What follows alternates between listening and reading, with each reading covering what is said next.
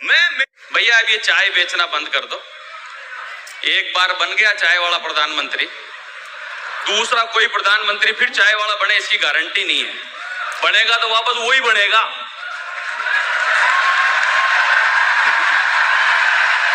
मैं मेरे मोहल्ले में चौकीदार नहीं चाहता था, पर मैंने जब चोरों को इकट्ठा होते हुए देखा तो मुझे लगा कि चौकीदार बहुत जरूरी है। हो सकता है मेरे कवि मुझसे नाराज हो जाए कि यार ये कविता तो इशारों की भाषा है, डायरेक्ट कहने की क्या जरूरत है। अरे इशारे समझते तो 500 साल लगते क्या। वाह, बहुत अच्छे, जिंदाबाद। करवा चौथ पर मैंने पत्नी से कहा था, भाई तू करवा चौथ का व्रत क्यों करती है? बोले इसलिए करती है कि इससे पति का स्वास्थ्य अच्छा रहता है, दीर्घायु होता है। हालांकि गाय के भूखे मरने से सांड के स्वास्थ्य का क्या संबंध होता होगा, कुछ होता ही होगा। मैंने तो एक और भाभी जी से पूछा, भाभी जी आप करवा चौथ का व्रत क्यों करती हैं? बोले इसलिए करती हैं ताकि अगले जन्म में भी यही पति मिले। मैंने कहा पुरुष तो ऐसा नहीं सोचते, उनको तो इसी। दुनिया के सबसे जबरदस्त मोटिवेशनल गुरु जामवंत जी हुए। 2.5 चौपाई में हनुमान जी को चैतन्य कर दिया कि उन्होंने अकेले ही जाकर के एयर स्ट्राइक कर दी। जय श्री राम बोलते खुद ही मिराज बन गए थे। हाँ, कहा कुछ किसान मिलकर के एक नेताजी से मिलने गए। उनके पैर में कीचड़ हो रहा था। उन्होंने पूछा आप कौन? बोला हम किसान है साहब। कहां से आए? बोले खेतों से आ रहे हैं। बोले पैर में कीचड़ कैसे? बोला साहब खेतों में तो कीचड़ होता ही है। बोला हमारी सरकार आने दो, हम तुम्हारे सबके खेतों में टाइल्स लगवा देंगे। मेरे परम पूज्य पिताजी आदरणीय मुरलीधर जी जिद्दी साहब यहाँ पर बैठे हैं। इन्होंने मुझे बचपन में ही समझा दिया डॉक्टर साहब कि किसी भी नेता से हाथ मिलाने के बाद अपने हाथों की उंगलियां जरूर गिन लेना। एक आध कम भी हो सकता। इसलिए मैं नेताओं के बारे में ज्यादा कहता नहीं हूँ। अशोक और आदरणीय डॉक्टर साहब और संपत जी को डिपार्टमेंट संभाला रखा है। मेरी नजर में तो नेता 3 ही तरह के श्रेष्ठ होते हैं। सुनना पत्रकार बंधुओं, 3 ही तरह के नेता श्रेष्ठ होते हैं। प्रथमम अजायतो, पहला वह जिसने जन्म ही नहीं लिया। द्वितीयम नेव जायतो, दूसरा वो जो जन्म लेना ही नहीं चाहता। और तृतीयम चित्र विलिख्यते, तीसरा वो जिसकी तस्वीर पर माला लग गई हो। ये बैठे हमारे डॉक्टर कुमार विश्वास, इन्होंने भी एक पप्पू बनाया था दिल्ली में। वो झूठ का बेताज बादशाह।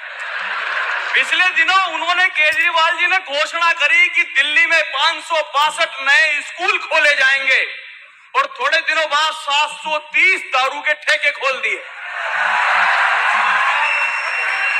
उनका मानना है कि पीने के बाद आदमी ज्ञानी तो हो ही जाता है।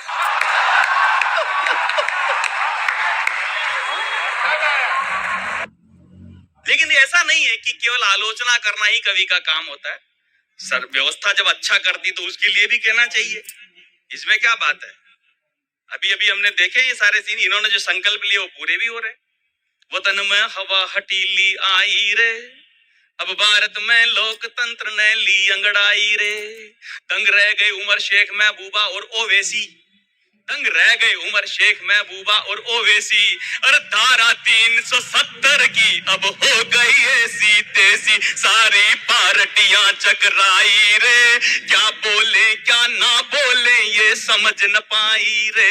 वतन में हवा हटीली आई रे, अब भारत में लोकतंत्र ने ली अंगड़ाई रे। अरे बहुत कुछ ऐसा हुआ है, इसमें क्या बात है। देखो महात्मा गांधी ने कहा था स्वदेशी अपनाओ, स्वदेशी अपनाओ। हमारे यहाँ तो एक नेताजी पत्नी विदेशी लिया है। अब परिणाम आपके सामने। एक गर्ल्स स्कूल में एक चतुर्थ श्रेणी कर्मचारी का नाम था प्राणनाथ। अब संकट ये था कि महिलाएं जो अध्यापिकाएं थी उसको किस नाम से बुलाएं। ये तो कह नहीं सकती कि प्राणनाथ इधर आना, ऐसा कहते तो खुद के प्राणनाथ से तलाक हो जाए। तो तो उन्होंने सामूहिक रूप से इशारा करके बुलाया। सामूहिक रूप के से इसलिए क्योंकि अगर अकेले इशारा करे तो गलत समझ जाए। सामूहिक रूप से इशारा करके बुलाया, बोले इधर आओ, तुम्हारा पूरा नाम क्या है? बोला मेरा पूरा नाम है प्राणनाथ स्वामी। अब बताओ किस नाम से बुलाओ? बोला घर पे किस नाम से बुलाते हैं? बोला बलमा। बोला मोहल्ले वाले किस नाम से बुलाते हैं? बोला साजन।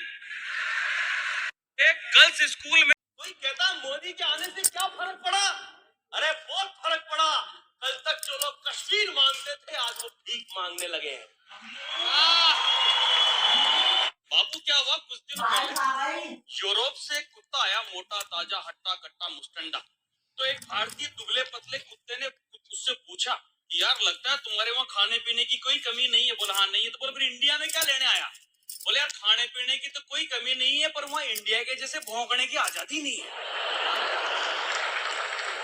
ये तो परिवर्तन आएंगे, क्योंकि हमारे देश के माननीय प्रधानमंत्री जी ने पहले ही कह दिया था, जब गुजरात के मुख्यमंत्री के बाद प्रधानमंत्री बनकर के दिल्ली आए तो बोले मैं देश की विचारधारा बदलने आया हूं। तो शुरू के कार्यकाल में उन्होंने विचार बदले और अब धारा पे धारा। बापू मैं तो अभी पिछले दिनों कश्मीर गया, मैंने जाकर के एक आदमी को 500 रुपए दिए, मैंने कहा छुट्टे देना, तो उसने 130 रुपए दिए गिनकर। मैंने कहा बाकी के 370। बोला वो तो मोटा भाई ले गए। तो एक साहब ने जीते जी अपनी दोनों आंखें दान में दे दी। साहब दोनों आंखें दान में दे दी, अब तो बहुत तकलीफ होती होगी। बोला तकलीफ तो उसको होगी जिसकी वो आंखें लगाई जाएगी, क्योंकि रोजाना एक बोतल पिए बिना तो खुलती ही नहीं है।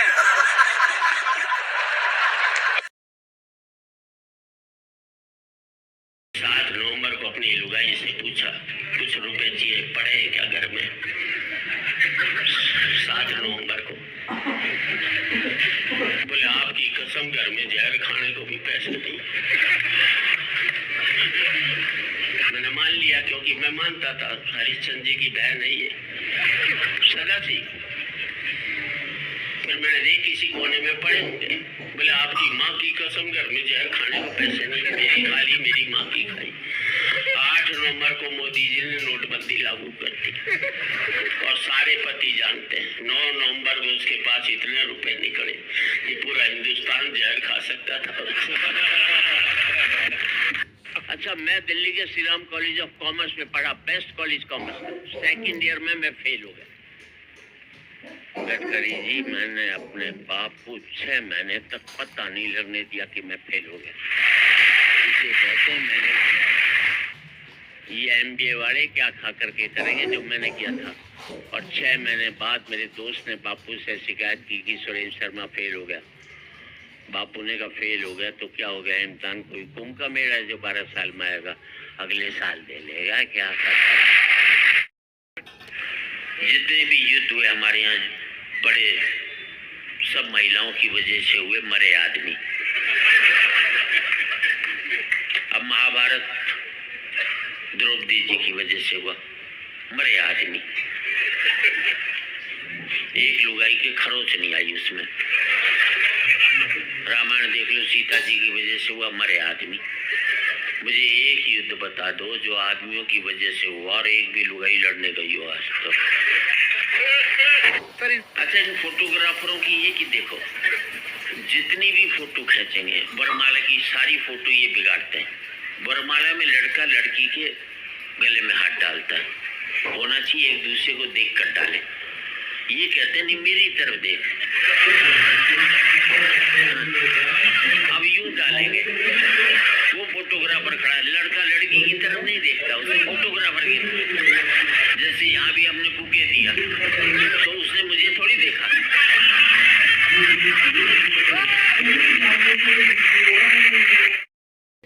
और यहाँ पर भी देख लो ना आप, इतनी महिलाएं हैं, एक की साड़ी दूसरे से मैच नहीं करेगी, एक का सूट दूसरे से मैच नहीं करेगा। और पति साड़ा तीसरा डिजाइन नहीं हमारे पास, वो गाढ़ा पहन ले, सफेद पहन ले, और कुछ है ही नहीं हमारे पास बचा। और ताली तो इस बात पर चाहिए, जबकि हकीकत ये कमाई हमारी, सब हमारी है, हालत है पतियों की। इन लुगाइयों की कमाई हो रही होती, हम पति लोग तो कच्चे बनियान में ही घूम रहे होते, इससे ज्यादा नहीं मिलता। अच्छा, मैं दिल्ली के Shri Ram college of commerce में पढ़ा, बेस्ट कॉलेज कॉमर्स का। सेकंड ईयर में मैं फेल हो गया। गडकरी जी, मैंने अपने बाप को 6 महीने तक पता नहीं लगने दिया कि मैं फेल हो गया। इसे कहते मैंने ये MBA वाले क्या खा करके करेंगे जो मैंने किया था। और 6 महीने बाद मेरे दोस्त ने बापू से शिकायत की कि सुरेंद्र शर्मा फेल हो गया। बापू ने कहा फेल हो गया तो क्या हो गया, इम्तिहान कोई कुंभ का मेला जो 12 साल में आएगा, अगले साल दे लेगा, क्या करेगा। जितने भी युद्ध हुए हमारे यहाँ बड़े, सब महिलाओं की वजह से हुए, मरे आदमी।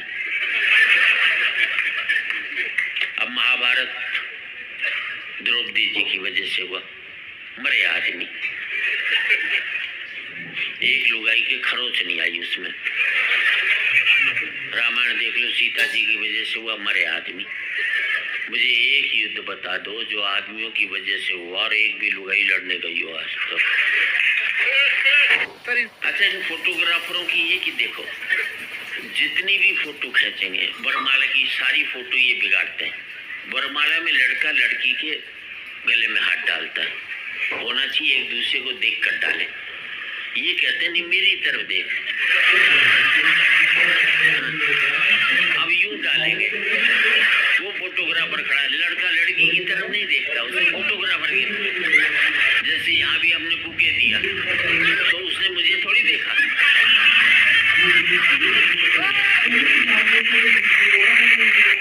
7 नवंबर को अपनी लुगाई से पूछा, कुछ रुपए चाहिए, पड़े हैं क्या घर में?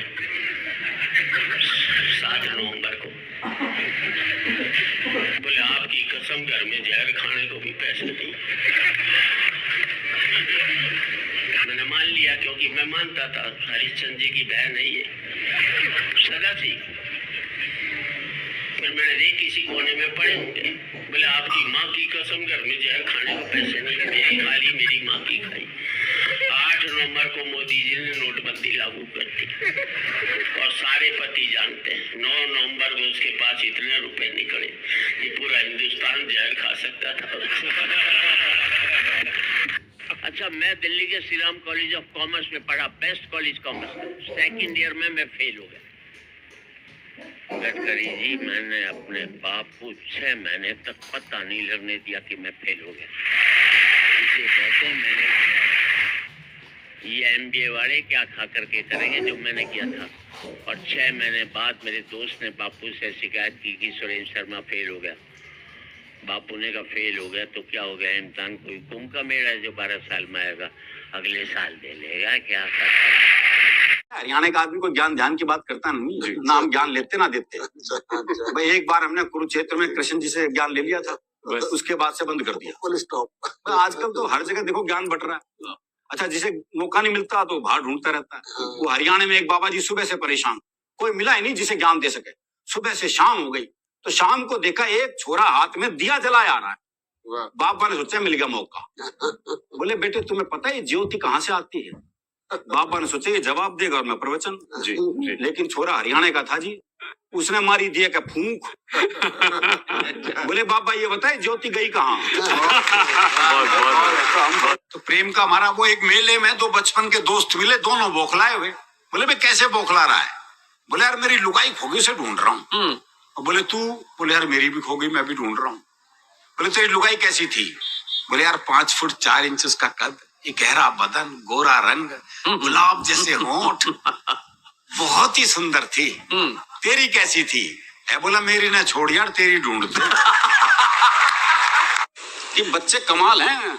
हरियाणा में बालकों का जवाब नहीं है जी, ऐसे जवाब दे देते हैं। वो क्लास में टीचर ने सवाल कर दिया, बोले मान लो तुम्हारे पास 10 लड्डू हैं। बोले कैसे मान लो जब है ही नहीं? बोले मान लो गणित में माना जाता है। बोले माना है तो मान लिए। बोले 2 लड्डू किसी ने ले लिए। बोले पहले तो ये बता किसने ले लिए? अरे बोले मान लो ना किसी ने ले लिए। बोले अच्छा मान लिया, तो कितने बचे? बच्चा बोला जी 20। बोले ये कौन सा गणित है? बोले गणित में तेरी माननी जाएगी बस। वो एक पहुंच गया हलवाई की दुकान पे, भाई ने छिप के जलेबी खाई भरपेट। जब पैसे देने का नंबर आया, भाई ने जेब झाड़ दी, बोले पैसे तो नहीं है। अब दुकानदार दुकान से बाहर निकला, 15-20 मिनट तबीयत से धुना पीटा उसे। जब खुद थक गया पीट पीट के, तो वापस दुकान में चला गया। अच्छा, वो भी कपड़े झाड़ के खड़ा हो गया है। बोले अब क्यों खड़ा है, जा। बोले इसी भाव 1 किलो और दे दे। वो एक बुजुर्ग महिला बस में चढ़ी तो किसी ने सीट नहीं दी उसे, तो ड्राइवर को दया आ गई, उसने बोनट पे बिठा लिया। थोड़ी देर बाद 30-35 साल की सुंदर सी महिला चढ़ी तो सारे सीट देने को तैयार, और वो महिला बैठने को तैयार नहीं। तो बुढ़िया बोनट पे से बैठी बैठी बोली, अरे बोले बैठ जा, कुछ साल बाद बोनट पे ही बैठना पड़ेगा। चीजों में कुछ चीजें, बातों में कुछ बातें वो होंगी जिन्हें कभी देख नहीं पाओगे, 21वीं सदी में ढूंढते रह जाओगे। बच्चों में बचपन, जवानों में यौवन, शीशों में दर्पण, जीवन में सावन, गांव में अखाड़ा, शहर में सिंघाड़ा, टेबल की जगह पहाड़ा, और पाजामे में नाड़ा, ढूंढते रह जाओगे। तो मुझे भिखारी मिला, बोले 20 रुपए दे। बताओ ऐसे वो कौन देगा? 20 रुपए दे। अच्छा, कसूर उसका भी नहीं है, दीजिए शब्द है ही नहीं हमारे यहाँ। बोले 20 रुपए दे। मैंने कहा भाई क्या करेगा? बोले चाय पीऊंगा। मैंने कहा चाय तो 10 रुपए की आती है। बोला तू नहीं पीवेगा मेरे साथ? वो एक बोले चोपड़ा साहब, केमिस्ट्री डिपार्टमेंट कहाँ? बोले केमिस्ट्री नहीं होता, केमिस्ट्री होता है। बोले थैंक यू चोपड़ा साहब। पिताजी की कविता छोटी सी, की क्लास में छोरों का शोर सुन के प्रिंसिपल कहने लगा, हे डियर टीचर, तुम बैठे सो और ये छोरे थारी परवाह नहीं कर रहे रत्ती भर। टीचर बोला अपनी कुर्सी से उठकर, मैं इनकी कौन सी परवाह कर रहा हूँ सर। कहते हैं डर के आगे जीत है। हरियाणा में तो डर के आगे भी हास्य रसी है। वो एक चौधरी रात को सुनसान जंगल से जा रहा था।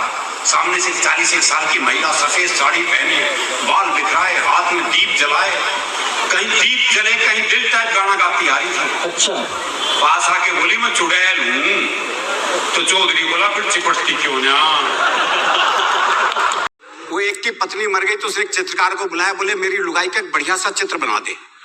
बोले जी ऐसा चित्र बनाऊंगा चित्र बोल उठेगा। बोले फिर रहने दे। हरियाणा तो मस्त प्रदेश है जी। वो एक पुलिस के सिपाही को छुट्टी चाहिए थी, पहुंच गया एसएचओ के पास, बोले छुट्टी चाहिए। बोले बहुत काम है, छुट्टी नहीं मिल सकती। बोले जी छुट्टी तो मैं लेकर आऊंगा। बोला अच्छा एक सवाल का जवाब दे दे, छुट्टी दे दूंगा। बोले सवाल कुछ भी पूछ लो। बोला अच्छा ये बता, कटप्पा ने बाहुबली को क्यों मारा? ये अंतरराष्ट्रीय सवाल पूछ लिया जी उससे।